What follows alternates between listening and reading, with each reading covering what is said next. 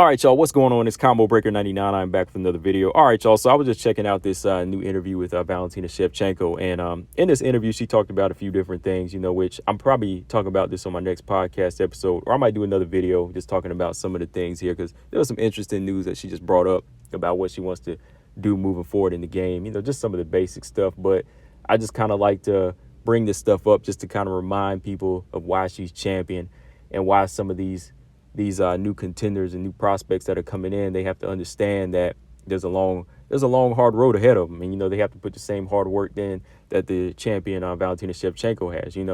So in this interview, she talked about a few different things, everything from Amanda Nunes taking that fight on, Amanda Nunes winning her rematch, and her next challenge at flyweight, right? She talked about all of that. But the one thing I just want to bring up in this video and give you my thoughts on real quick is something she brought up on the tail end of this interview. Let me pull it up here real quick.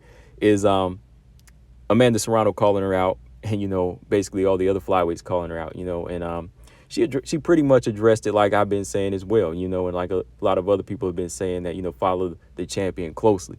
Everybody that follows this champion closely knows that Valentina Shevchenko is on another level, right? So we know the hard work you have to put in to get where she is, Not just her, any other champion, whether it's boxing, MMA, Muay Thai, whatever it is, it takes a special type of person, to hold the belt and dominate the way they do. You know what I mean?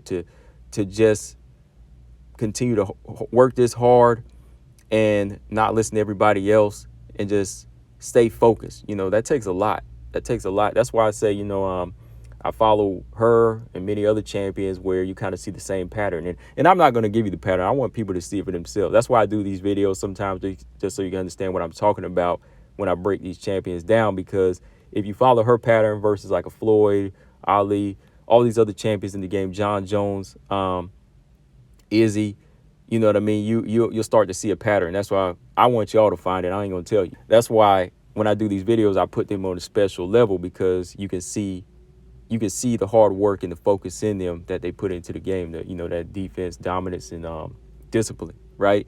So with Valentina Shevchenko, she was asked that question about Amanda Serrano, and this is what she had to say. She said, "I heard that happened a few weeks ago. It's nothing special. It's nothing new for me. It's happening in flyweight.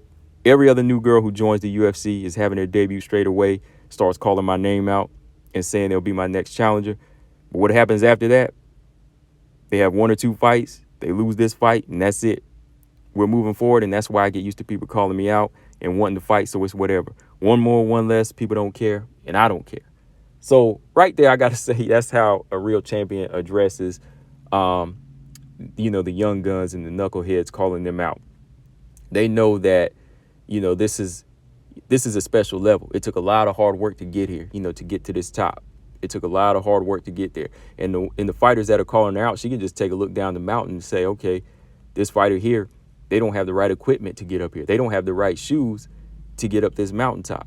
That's how she sees it. She's already taken a look down and said, okay, this person calling me out, they made it up halfway, but they don't have the stamina to get up here. They don't have the supplies needed. They don't have enough water to survive to get up the next few days to this top mountaintop where I'm at, right? So she already knows that, okay, this call out means nothing, right? She's looking at the people that are closer to her that are going to be a challenge, which she talked about in this interview as well. She said that, she's waiting on the challenge. There's a few girls out there. She didn't really call any names.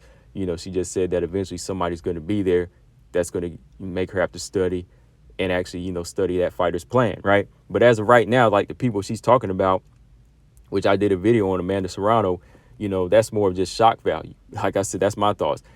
That person calling her out, like Amanda or these other flyweights, they don't stand a chance right now, and she knows it as well, because there's a long, hard road. They're skipping ahead, Now, it's one thing to say that's your ultimate goal, is to fight for the champion, become champion. But when you call her out specifically and just say this is the name, and you're not really calling out names around you, then you are kind of jumping the gun, right? Like I talked about Erin Blanchford. Erin Blanchford saying she wants to derail the hype train. Now, however she meant it, she still makes it kind of sound like it's in the cards, like in a month or so. You know what I mean? Like she makes it sound like it's going to be an easy task ahead of her. Like you just need to learn a few things, get a few names, and boom, she can get there. But no, like Shevchenko's work in her resume speak for themselves. I mean, through the actions, that's why she's so dominant, and that's why nobody can touch her, right?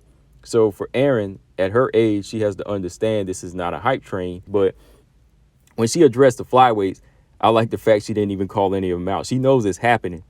She knows it's happening, but at the same time, she was like, there's no need to give them any, I'm not even gonna give them any clout here. Like, she just said it's happening. Every other new girl that comes in, she knows the new girls' names because she's watching. She's watching. Like, we call them out. I call them out on my channel, like Casey O'Neill, Aaron Blanchfield, when they address her. But when it comes to Valentina, she just says every other new girl. Like, she's not even gonna give them that type of respect yet. You know why? Because they haven't earned it. They haven't earned that respect. Now, granted, again, I give them these young girls respect for having that heart to say they want that fight, and I give them respect for that being their ultimate goal. But again, when they get caught up in their own hype, start feeling themselves off of just 2 wins against lesser opponents that aren't even ranked, and they think they have that type of they think they have that type of skill already just off of these 2 type of wins. I can't back that. I can't even co-sign that. So she's right about it. Like, again, we've seen this in the past. Macy Barber, go in and knock people out, start saying I'm gonna be the youngest champion in the UFC. I'm gonna break John Jones' record as the youngest champion in the UFC. Then who stumps that? Roxanne Modafferi, right? Because she looked too far ahead. Then you got Aaron Blanchfield, saying she's gonna derail the hype train. But again, I don't know how she means hype train. I don't know what her definition of a hype train is, but she still kind of makes it sound like it's going to be an easy task. Now, yeah, you want to be confident and say, I'll be able to beat the champion one day, but hype train and Valentina don't mix.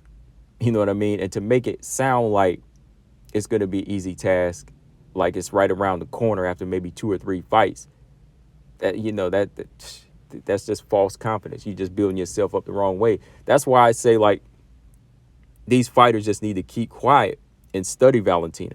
Just keep quiet and study Valentina along the way, because this is what Valentina's doing. Like, I'm going to talk about this in another video, but Valentina said earlier in this interview, she's just waiting for her next opponent. And whoever that is, whoever that looks like a threat, she's going to be studying. She's going to be studying whoever that is. Be sure for certain that Valentina is looking at these fighters like Santos and Fury and what they are offering to the table. And she's probably already like, okay, I know they don't offer much as of right now. But as they get closer, she's going to keep studying and seeing what they do. So fighters like Aaron and Casey, instead of saying, I'll be here one day, or, I'm going to beat this person, they just need to keep quiet and just study, just study Valentina. Just say, okay, we see Valentina, like, it's not the time for Valentina, but we're watching. That's all they have to say is, we're watching.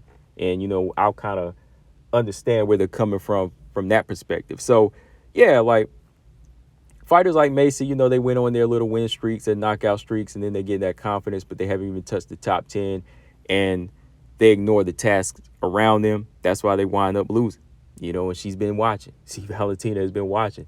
And that's why I'm saying, like, there's no issue with having an ultimate goal, but call out the people around you. Just call out the people around you. Just even like Amanda Serrano, like, it'd be wise for Amanda to say, if I'm going to stay in MMA, I'm going to just, fight these fighters like, in Invicta for now, and then I'm going to work my way up to, the UFC. I'm going to become UFC worthy, because we know right now she's not UFC worthy. You know what I mean? Boxing, yes, pound for pound, definitely one of the top 3. But when it comes to the MMA game, I got to respect the MMA game, same as I do boxing. I'm not going to big somebody up that doesn't have that same type of resume like Valentina does in the world of MMA, right?